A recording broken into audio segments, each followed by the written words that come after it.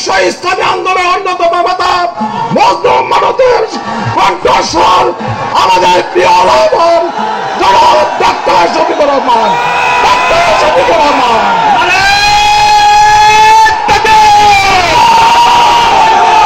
আবু সাঈদ মুক্ত, শহীদের রক্ত বেঁচে যেতে দিব না। জামাত ইসলামী জিন্দাবাদ।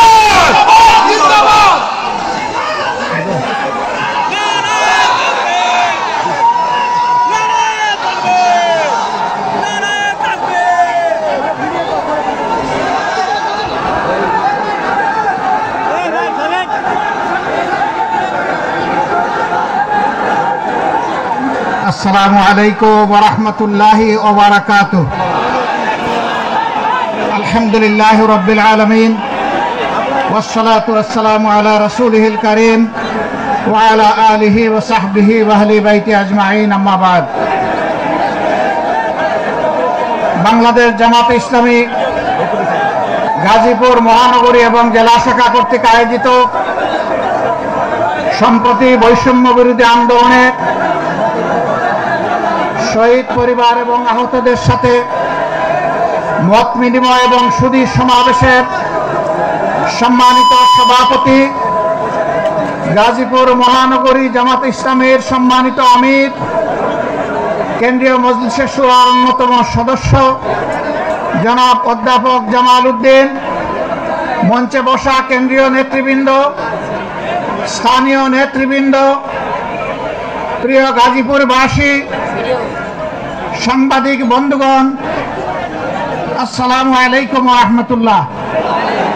মহান রবের শুকরিয়া আদায় করছি, গতকাল পর্যন্ত মুষলধারে বৃষ্টি হয়েছে। আয়োজক বন্ধুরা আল্লাহর দরবারে চোখের পানি দিয়ে বলেছিলেন, আল্লাহ চোখের পানির ফুটা কবুল করে তোমার আসমানের ফুটাগুলাকে তুমি নিয়ন্ত্রণ করে নাও। আল্লাহ তাআলা তাদের ডাক কবুল করেছেন। অত্যন্ত সুন্দর একটি আবহাওয়া আল্লাহ আমাদেরকে উপহার দিয়েছেন, আলহামদুলিল্লাহ রাব্বিল আলামিন। আমি আমার আলোচনার সূচনায় 2009 সালের 10 জানুয়ারি আওয়ামী লীগ ক্ষমতায় আসীন হওয়ার পর থেকে 2024 সালের 4 আগস্ট পর্যন্ত, এমনকি 5ই আগস্ট পর্যন্ত দেশে আওয়ামী লীগ ঠান্ডা মাথায় যাদেরকে খুন করেছে, যাদেরকে গুম করেছে, আহত করেছে, পঙ্গু বানিয়েছে, তাদের সকলের প্রতি আমি গভীর শ্রদ্ধা নিবেদন করছি। জালিমদের হাতে যারা নিহত হয়েছেন, ঈমান নিয়ে দুনিয়া থেকে যারা বিদায় নিয়েছেন, দেশ এবং জাতির প্রতি ভালোবাসা, দেশপ্রেমকে পুঁজি করে যারা সমান্তরে লড়াই করে দুনিয়া থেকে বিদায় নিয়েছেন, মহান মনিবের দরবারে দোয়া করি আল্লাহ তাদেরকে মর্যাদাশীল শহীদ হিসাবে কবুল করুন। যারা আহত হয়েছেন, পঙ্গু হয়েছেন, মহান রব্বুল আলামিনের দরবারে দোয়া করি আল্লাহ তাআলা তাদেরকে সুস্থতার নিয়ামত দান করুন। দেশে প্রবাসে সমান তালে স্বৈরাচারের হাত থেকে দেশ এবং জাতিকে মুক্ত করার জন্য যারা লড়াই করেছেন, আমি আমার প্রিয় সংগঠনের পক্ষ থেকে, বাংলাদেশের শান্তিকামী মুক্তি পাগল জনগণের পক্ষ থেকে তাদের সকলকে অভিনন্দন জ্ঞাপন করছি। সম্মানিত ভাইয়েরা, সম্ভবত পর্দার আড়ালে মা বোনেরা আছেন, এই দেশ আমাদের সবার, এটি আল্লাহ তাআলার দান। এই দেশ দফায় দফায় সাগর সাগর রক্তের বিনিময়ে বারবার মুক্তির জন্য আহাজারি করেছে।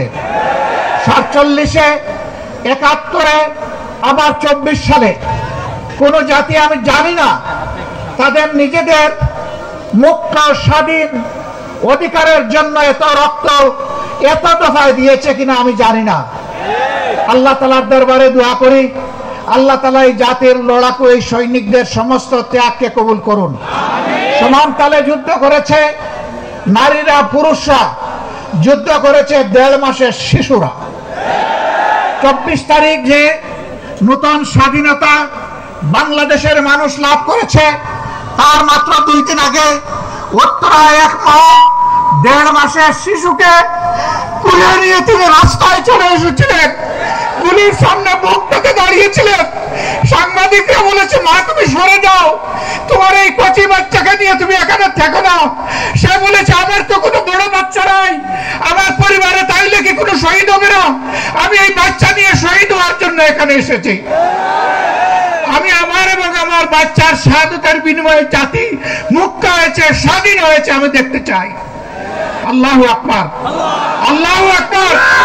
আল্লাহ যে জাতির মধ্যে এই ধরনের মা সৃষ্টি করেছে, আমরা দোয়া করি আল্লাহ তাআলা সেই জাতির মায়েদের পেট থেকে সন্তান সৃষ্টি না করে আল্লাহ যেন যোদ্ধা সৃষ্টি করে দেন। সম্মানিত ভাইয়েরা, অতীতের বঞ্চনা কষ্টের দিকে ফিরে যাব না, এর সাক্ষী দেশের জনগণ এবং সারা বিশ্ববাসী। আমরা শুধু এটুকু বলি, এর থেকে গত, আগত, অনাগত আমাদের সকলের জন্য শিক্ষা হয়। জাতির সাথে গাদ্দারি করলে, জাতির সেবক হয়ে আসার ঘোষণা দিয়ে মালিক বনে গেলে কি পরিণতি বরণ করতে হয়, এর থেকে আমরা সারা দেশবাসী যেন শিক্ষা গ্রহণ করতে পারি। যদি আমরা শিক্ষা গ্রহণ করি, আমরা বিশ্বাস করি আগামীতে স্বৈরাচারের এমন কোন স্বৈরাচারের জন্ম হবে না যারা ক্ষমতায় থাকা অবস্থায় জনগণের অর্থে কিনা অস্ত্র আর বুলেট জনগণের বুকে ছুড়ার দুঃসাহস করবে, এমন কারো জন্ম হবে না। আমরা এমন নতুন কোন, আজ হোক কাল হোক নিকটে হোক দূরে হোক, এমন কোন সন্ত্রাসী সরকার দেখতে চাই না। তাহলে কি করতে হবে? প্রিয় বাংলাদেশটাকে এক করতে হবে। 18 কোটি মানুষের 36 কোটি হাতকে এক জায়গায় ধরতে হবে। বিশ্বকে জানান দিতে হবে দেশ এবং জাতির স্বার্থে আমাদের মধ্যে কোনো বিভাজন নেই। যত বিভাজন রেখা তৈরি করা হয়েছিল সবগুলাকে আমরা পায়ের নিচে ফেলে দিয়েছি। আর আমরা কাউকে জাতিকে বিভক্ত করার সুযোগ দেব না। দলের ভিত্তিতে, ধর্মের ভিত্তিতে, গোষ্ঠীর ভিত্তিতে আমরা কাউকে আর জাতিকে ভাগ করার সুযোগ দেব না। জাতিকে তারাই ভাগ করে যারা জাতির দুশ্মন। জাতির যারা বন্ধু তারা কখনো তার জাতিকে ভাগ এবং বিভক্ত করতে পারে না। এই ক্ষেত্রে আমরা আপোষহীন। আমরা মতলববাজদেরকে জানিয়ে দেব, অতীতে তোমরা যা করেছো এই জাতি আর ভবিষ্যতে তোমাদেরকে তা করতে দিবেন না। আমরা জানিয়ে দেব, এখন থেকে বাংলাদেশের মানুষ কালোকে কালো বলবে, সাদাকে সাদা বলবে। এখানে সাংবাদিক বন্ধুরা এসেছে, এই জগৎ সাক্ষী। সাংবাদিকদেরকে বলা হয় জাতির দর্পণ বা আয়না, মিডিয়াকে বলা হয় জাতির দর্পণ বা আয়না, সাংবাদিকদেরকে বলা হয় জাতির বিবেক। আমাকে একজন সাংবাদিক প্রশ্ন করেছে, আপনাদের বক্তব্য ইদানিং আমরা শুনছি, জাতি আপনাদের বক্তব্য বিবেচনায় নিচ্ছে, এই বক্তব্যগুলো আগে আমরা শুনতে পেলাম না কেন? আমি জবাব দিলাম যে স্বৈরাচাররা আমাদের বক্তব্য জাতির সামনে পেশ করার সুযোগ দেয়নি, তাই আপনারা শুনতে পারেন। আমি তাকে প্রশ্ন করলাম, আজকে আপনার আমাকে ইন্টারভিউ করছেন, গত 15.5 বছর কি একবারও আপনার ইচ্ছা হয়েছিল যে আমার ইন্টারভিউটা করার বা আমাদের দলের কারো ইন্টারভিউ করার? বলে জি না। আপনারা দেখেছেন বাংলা ভিশনের আমার সেই ইন্টারভিউ? আপনারা দেখেছেন? তিনি বলছেন জি না। আমি বললাম কেন আসলেন না? বলে যে পরিবেশ ছিল না। বলে তাইলে আপনার প্রশ্নের জবাব আপনার কাছেই আছে, আমার কাছে চাইতে হবে না। আমরা কি চাই? আমরা চাই এমন একটি দেশ হবে যেই দেশে কোনো বৈষম্য থাকবে না। বলবেন যে বৈষম্য তো সব জায়গায় দেখি কম বেশি।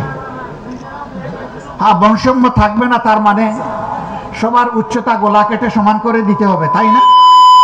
না, আল্লাহ যাকে যেটুকু নিয়ামত দিয়েছেন, ইজ্জত দিয়েছেন, তিনি তার ইজ্জত অনুযায়ী জাতির কাছে মর্যাদা পাবেন। একজন সাধারণ শ্রমিক, তাকে আমি অবহেলা করব না, কারণ আমার নবী বলেছেন তার গায়ের ঘামের ফুটা শুকাবার আগে তার পারিশ্রমিক, তার পাওনা তার হাতে তুলে দাও। বলবেন তাহলে কি প্রতিদিন বেতন দিতে হবে? হ্যাঁ, যদি শ্রমিকরা চায় প্রতিদিন দিতে হবে। আর যদি বলে যে না, মাসের শেষে আমার বেতনটা ঠিক মতো আমাকে দিয়ে দিয়েন, তাহলে সেভাবেই দেবেন। এখানে কোনো ধরনের তাল বাহানা চলবে না। তবে আমাদের দেশে মতলববাজরা মালিক এবং শ্রমিকের মাঝে সংঘর্ষ বাঁধায় রাখে। যদি উদ্যোক্তা মালিকটি না থাকে, আমার শ্রমিকটি কোথায় কাজ করবে? শিল্প যদি না বাঁচে, আমার কর্মসংস্থান কোথায় হবে? যারাই সমাজের দুশ্মন, তারাই শিল্প ধ্বংস করতে চায়। তারা শ্রমিকদের আবেগকে উস্কে দিয়ে রাস্তায় নামায়, মরে শ্রমিকরা, বেনিফিট নেই ঘরে বসে তারা। আবার কিছু মালিক আছেন, তারা চান যে শ্রমিকের শুধু ঘাম নয়, পারলে রক্তটাই নিয়ে নেই। এটা অন্যায়, এটা অন্যায়। শিল্প তারা বাঁচাবে, আপনি তাদেরকে বাঁচতে দিন। আপনি তাদেরকে সম্মান করবেন, তারা সমস্ত শক্তি উজাড় করে আপনাকে সব কিছু বিলাই দেবে। শিল্পের উন্নতি হবে, তাদেরও উন্নতি হবে। আমরা ওই রকম বৈষম্যহীন একটা সমাজ চাই। আমরা এমন একটা সমাজ চাই যেই সমাজে জন্ম নেওয়া প্রতিটি শিশু জন্ম নেওয়ার পর থেকে 4টি অধিকার তাকে তার সরকার দিতে বাধ্য থাকবে। একটি হচ্ছে তার খাওয়ার অধিকার, অর্থাৎ তার খাদ্যের যোগান দিতে হবে। অপুষ্টির কারণে কোনো শিশু মারা যাবে না, বিকলাঙ্গ হবে না। দ্বিতীয়টি হচ্ছে তার আশ্রয়, তার মাথা গুজার একটা ঠাঁই থাকতে হবে। তার সাথে মর্যাদায় মিলে এরকম একটা জায়গা তাকে তৈরি করে দিতে হবে। কারণ নিজের সামর্থ্য থাকে, সরকারের কাছে সে অবশ্যই চাইবে না, কিন্তু যার সামর্থ্য নাই তাকে অবশ্যই আশ্রয়ের ব্যবস্থা করে দিতে হবে। এরপরে এই শিশুটির অধিকার হচ্ছে সে যাতে একটা সুস্থ নাগরিক হিসেবে গড়ে উঠতে পারে, এই জন্য তার জন্য স্বাস্থ্য সেবা নিশ্চিত করতে হবে। এরপরের অধিকার হচ্ছে তাকে সুশিক্ষা দিতে হবে। আজকে বহু সন্তান, লক্ষ লক্ষ সন্তান মায়ের পেট থেকে জন্ম নিয়ে এই 4 অধিকারের কোনোটাই পায় না। তারা বস্তিতে নির্জনে দুঃখে দুঃখে কাঁদে আর আল্লাহকে চিৎকার দিয়ে বলে, আল্লাহ, আমরাও তো এই সমাজের মানুষ, আমাদেরকে একটু সম্মানজনক বাঁচার কোনো অধিকার নেই। আমরা এই জায়গাটাকে সমতলে আনতে চাই, দেখতে চাই। সম্মানিত ভাইয়েরা, আর আমরা কি চাই? আমরা চাই ব্যবসায়ীরা তাদের জায়গায় ব্যবসা করবে, কোনো দুর্বৃত্ত চাঁদাবাজের সাহস হবে না তার কাছে গিয়ে চাঁদা চাওয়া। যাকে আল্লাহ তাআলা গরিবী হালতে রেখেছেন, প্রয়োজনে সে ভিক্ষা করবে, কিন্তু কোনো ক্যাডারকে এর আগে চাঁদা দিতে হবে না। সারাদিন ভিক্ষুক ভিক্ষা করবে, শ্রমিক শ্রম দিবে, কর্মচারী কাজ করবে, কর্মকর্তা কাজ করবে, কৃষক মাঠে ফসল ফলাবে, বিকালে যখন সওদা কিনতে যাবে তখন 30 টাকা কেজি দরের পেঁয়াজ 300 টাকা হবে না। বাজারে সস্তি থাকবে, সহনীয় দ্রব্যমূল্য থাকবে, যাতে প্রতিটি মানুষ তার সামর্থ্য অনুযায়ী স্বস্তির সাথে বসবাস করতে পারে। তার সামাজিক নিরাপত্তাটা এমন হবে যে সে ঘরের মধ্যে দরজা খুলে হোক বন্ধ করে হোক রাতের বেলা শান্তিতে ঘুমাবে। কোনো দুর্বৃত্ত তার সম্পদ কিংবা ইজ্জত লুণ্ঠন করার দুঃসাহস করবে না। আমরা এমন একটা সমাজ চাই। আমার এমন একটা সমাজ প্রয়োজন যেই সমাজের শিক্ষিত মানুষগুলা কলমের কুচায় কোটি কোটি হাজার কোটি টাকা জাতির কাছ থেকে লুণ্ঠন করবে না। কলম হাতে নিয়ে কলিজা তার থরথর করে কাঁপবে। আল্লাহ আমার হাতে কলম তুলে দিয়েছেন, এই কলমের জায়গায় আমি যদি বেইনসাফি করি, ইয়াউমাত তালাকে, মুলাকাতের দিন, আদালতে আখিরাতে আল্লাহ আমার কাছ থেকে কড়া গন্ডা হিসাব নেবেন আর আমার জায়গা হবে জাহান্নাম। এই অনুভূতি নিয়ে রাষ্ট্রের, সমাজের প্রত্যেকটি শিক্ষিত কর্মচারী, কর্মকর্তা, ব্যক্তিটি তার দায়িত্ব পালন করবে। আমরা এখন কি দেখি? নির্বাচনের আগে যিনি এমপি ক্যান্ডিডেট তিনি পায়ে ধরে বলেন যে আপনারে আমার বাবার মতো লাগে। যারে পায়ে ধরতেছেন হুশ নাই কারে ধরতেছেন, হয়তো তিনি তার ছেলের বয়সী। বলতেছেন যে আপনার বাড়িতে আসি, আপনার সাথে পরে কথা বলবো, আসেন আপনার বাবার কবরটা আগে জিয়ারত করি। এই লোকটা বলতেছে আস্তাগফিরুল্লাহ, আমার বাবা তো এখনো জীবিত আছেন, আপনি কবর পাবেন কোথায়? নির্বাচনের সময় গিয়ে বলে যে আপনারে আমার মায়ের পেটের ভাইয়ের মতো লাগে দেখতে। নির্বাচন চলে গেলে বলে তুমি কে বেটা? শালার বেটা, এখান থেকে পালাও, সরো। এখানে আসছো কেন? কিভাবে আসছো? কে তোমাকে আসতে দিল? ও বাবা, ওর তো এখন জান বাহির হওয়ার উপক্রম। আমরা ওই রকম ভণ্ড রাজনীতিবিদ চাই না। আমরা চাই উমরি শাসন। রাতের বেলা ওমরের সবাই ঘুমাবে তার রাজ্যে, তিনি খলিফা, তার ঘুম তিনি জনগণের জন্য আল্লাহর কাছে ওয়াকফ করে দেবেন। রাস্তায় বের হয়ে দেখবেন তার রাজ্যের নাগরিকেরা কে কোন কষ্টে আছে, খুঁজে বের করে পরের দিন সকালে নিজেই তার সমাধান দিবেন হাতে তুলে। আমরা সেই রকম শাসক চাই, গ্রামের মেম্বার থেকে শুরু করে পার্লামেন্ট মেম্বার পর্যন্ত, অফিসের পিয়ান থেকে শুরু করে বঙ্গভবনের প্রেসিডেন্ট পর্যন্ত আমরা ওই রকম পদাবিরু দায়িত্বশীল শাসক চাই। এই শাসক হলে আপনারা কি মন খারাপ করবেন? এরকম শাসক চাইলে আমরা সবাই চাই, হ্যাঁ, কিন্তু সবাই চায় না। গরম ভাতে বিড়াল বেজার। গরম ভাত হলে মালিকের ভালো লাগে খাইতে, কিন্তু বিড়ালের যে মুখ পুড়ে। যারা মতলববাজ, লুবি, লুটেরা, তারা এটা চাইবে না, বলবে যে তারা কারা? তারা আপনাদের সমাজের লোক। এই সমাজ থেকেই আপনাকে বাছাই করে নিতে হবে। আল্লাহর আসমান থেকে আল্লাহ ফেরেশতা পাঠাইয়া এমপি এবং গ্রামের মেম্বার বানায় দিবেন না। এই মানুষের মধ্য থেকেই আল্লাহ চান যে মানুষের সমাজে শৃঙ্খলা বিধানের জন্য, ন্যায় বিচার কায়েম করার জন্য আল্লাহ কাউকে না কাউকে দায়িত্ব দেবেন। এখন আদালতে বসে, আমাকে মাফ করবেন, আমি কাউকে কষ্ট দেওয়ার জন্য বলছি না, বাস্তব অবস্থার জন্য বলছি। আদালতে বসে একজন বিচারক যদি ঘুষ খান, আদালতে বসে কোনো বিচারক যদি বলে আমি শপথবদ্ধ রাজনীতিবিদ, তাহলে তার কাছে কি ন্যায় বিচার পাওয়া যাবে? যাবে না।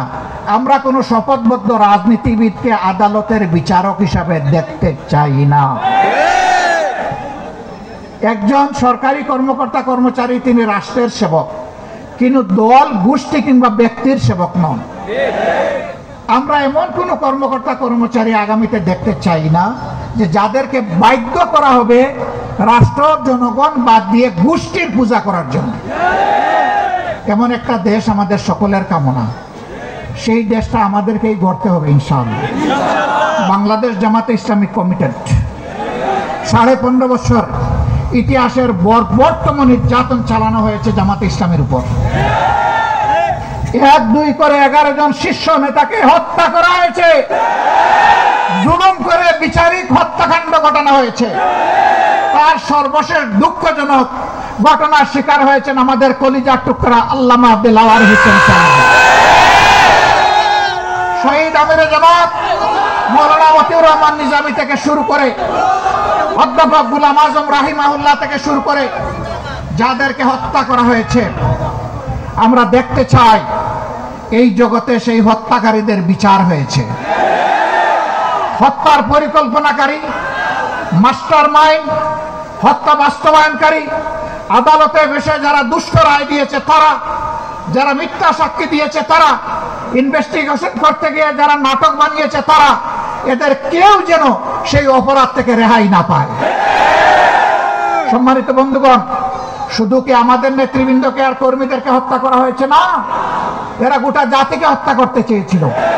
সেনাবাহিনীর 57 জন কমিটির চৌকস দেশপ্রেমিক অফিসারকে নির্মমভাবে ক্ষমতায় আসার মাত্র 2 মাসের ভিতরে হত্যা করা হয়েছে।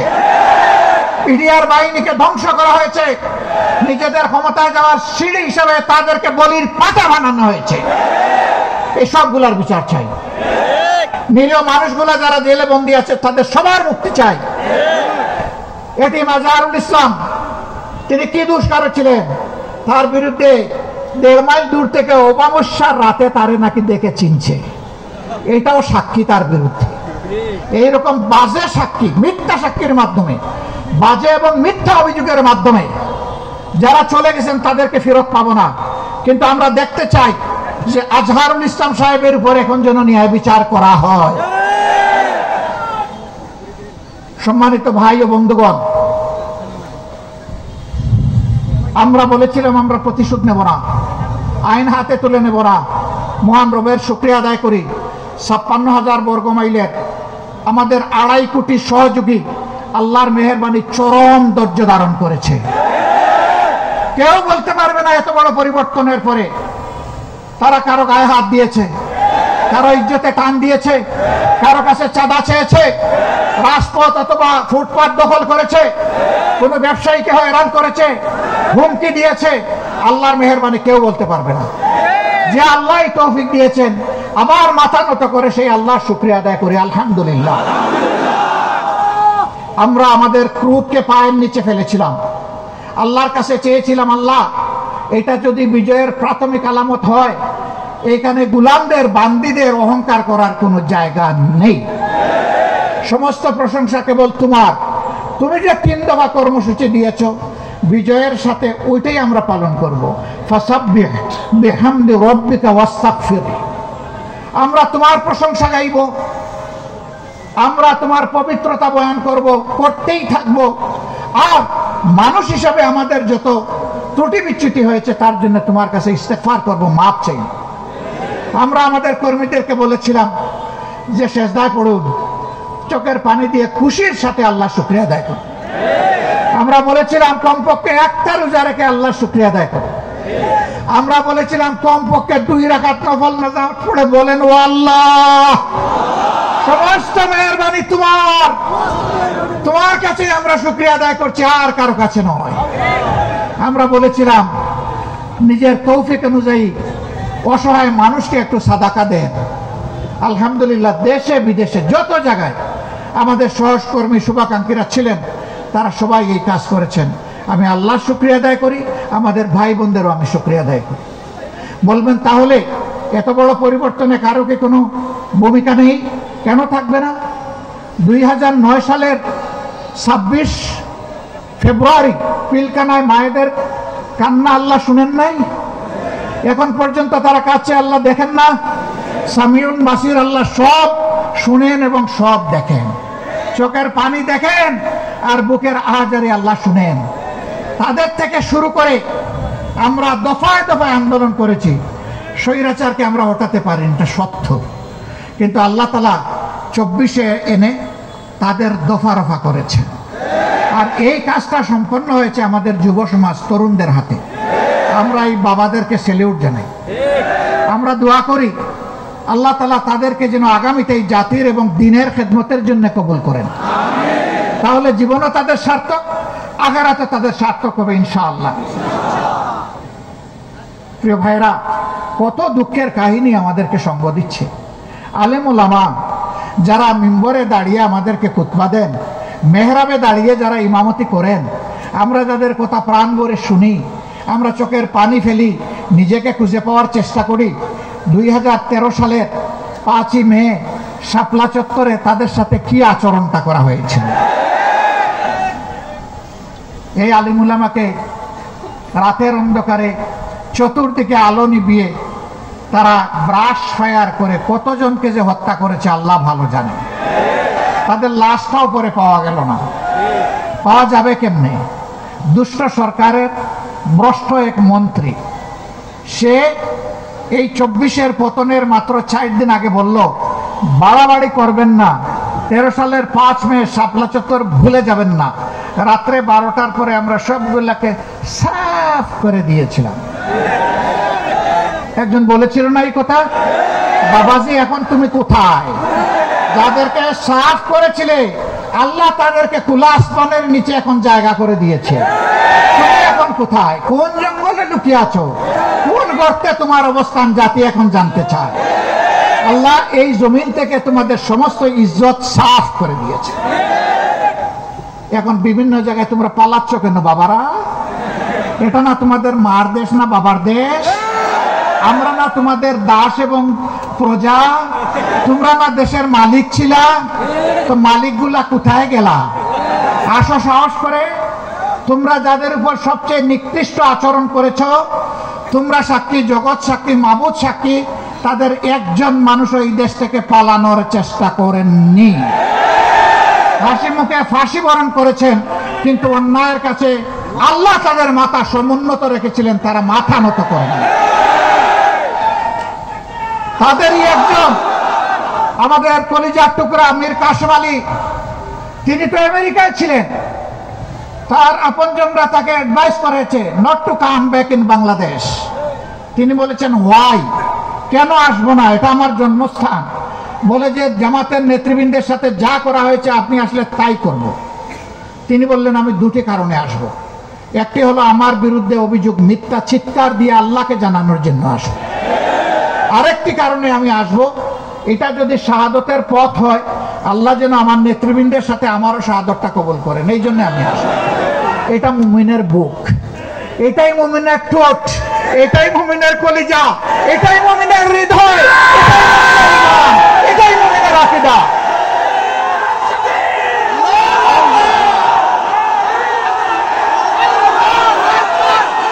ভাই ও বোনেরা, ভাই ও বোনেরা, যারা অপরাধী, সেই অপরাধী আমি হলে আমি আমার বিচার চাই, আমি ন্যায় বিচার চাই। আমি যদি ফাঁসির উপযুক্ত কোনো কাজ করি, আমাকে ফাঁসি দেওয়া হোক। আদালতের ন্যায় ভ্রষ্ট কোনো বিচার চাই না, কোনো দুর্বৃত্তকে আদালতের চেয়ারে আর দেখতে চাই না।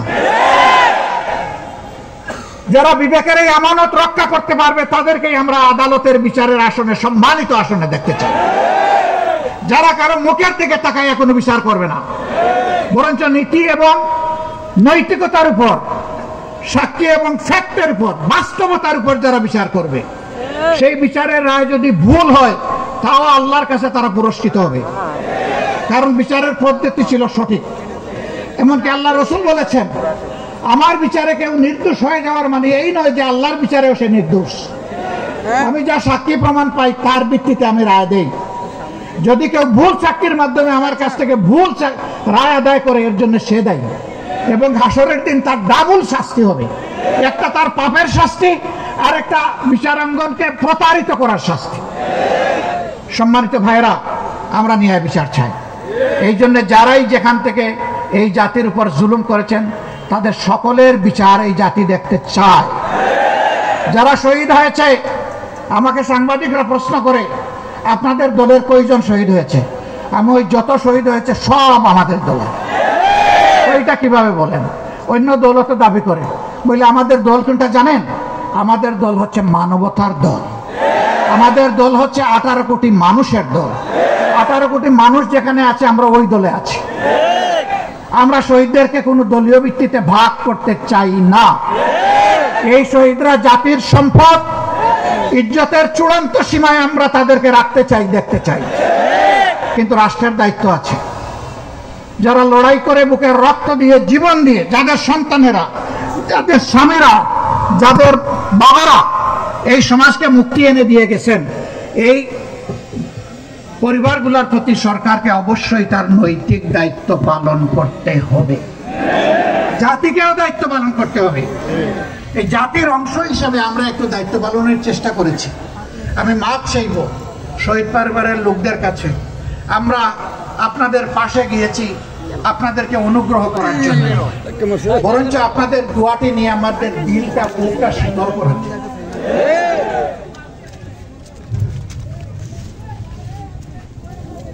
আপনারা আমাদের অহংকারের পাত্র, আমাদের মর্যাদার পাত্র, আমাদের সম্মানের পাত্র। আমরা সরকারের কাছে দাবি জানাবো, তাদের সঠিক স্বীকৃতিতে যেন দেওয়া হয়। পাঠ্যপুস্তক কারিকুলামে আগামী দিনের নাগরিকরা যেন জানে তাদের আবু সাইদরা ছিল, গাজীপুরের শহীদরা ছিল, বাংলার শহীদরা ছিল, মুক্তরা ছিল, রিয়ারা ছিল, তুলের সন্তানও ছিল। এই জন্য যারাই লড়াই করেছে দেশে বিদেশে সব জায়গায় সবাইকে অভিনন্দন জানাই। যুদ্ধরা তারা যুদ্ধ করেছে আমাদের সাথে সমান। বিদ্যা যুদ্ধরা বিদেশ এবং দেশ দুই জায়গা থেকে যুদ্ধ করেছে সমান তালে। আল্লাহ তাআলা তাদের সবাইকে দুনিয়া থেকে মর্যাদা দান, তাদেরকে দেশে মর্যাদার সাথে ফিরিয়ে আনা এই সরকারের দায়িত্ব। সম্মানিত ভাইয়েরা, আমরা দাবি করি প্রত্যেকটা শহীদ পরিবার থেকে কমপক্ষে একজনকে যেন এই সরকার সম্মানজনক চাকরি তাদের হাতে তুলে দেয়। লড়াই করে যারা আহত হয়েছে, বন্ধু হয়েছে, তাদেরকে যেন সম্মানজনক চাকরি দেওয়া হয়। তারা যেন আজীবন কারো করুণার পাত্র হয়ে না থাকে। তার যোগ্যতার বলেই যেন সে পরিবারকে আল্লাহ দায়িত্ব নিয়ে সামলাতে পারে। আমরা এই দুই জায়গার দাবি অত্যন্ত স্পষ্ট রাখলাম। সরকার আশা করবো আমাদের এই দাবির প্রতি তারা সম্মান প্রদর্শন করবেন। সম্মানিত ভাইরা, কিন্তু আমি পরিষ্কার বলতে চাই, এরা পরিবারের চাকরি পাওয়ার জন্য অথবা কারো একটু সহযোগিতার জন্য এরা তো লড়াই করে নাই। এরা নিঃস্বার্থ লড়াই করেছে জাতিকে সম্মানিত করার জন্য। জাতির দায়িত্ব এখন এই পরিবার এবং ব্যক্তিদেরকে সম্মানিত করা, এটা করতে হবে, এর কোনো বিকল্প নেই। আমরা দল এবং ধর্মের ভিত্তিতে কোনো বিভাজন মানি না। আমি হিন্দু ভাইদের কাছে গিয়েছি, বৌদ্ধ ভাইদের কাছে গিয়েছি, খ্রিস্টান ভাইদের কাছে গিয়েছি, তাদের খোলামেলা কথা শুনেছি। আমি বলেছি আপনার